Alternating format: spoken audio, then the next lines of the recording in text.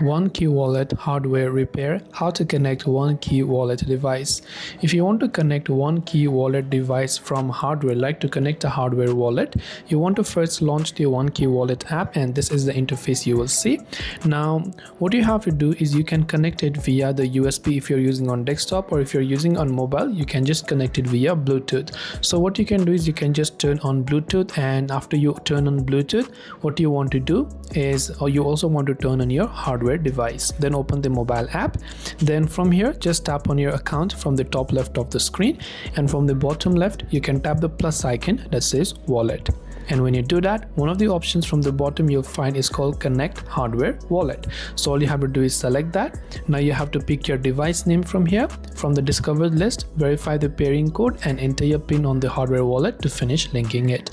This way you will be able to connect OneKey hardware wallet. Hope this video helped you out. If you have any questions, feel free to leave them down. Thank you for watching and see you soon in the next video.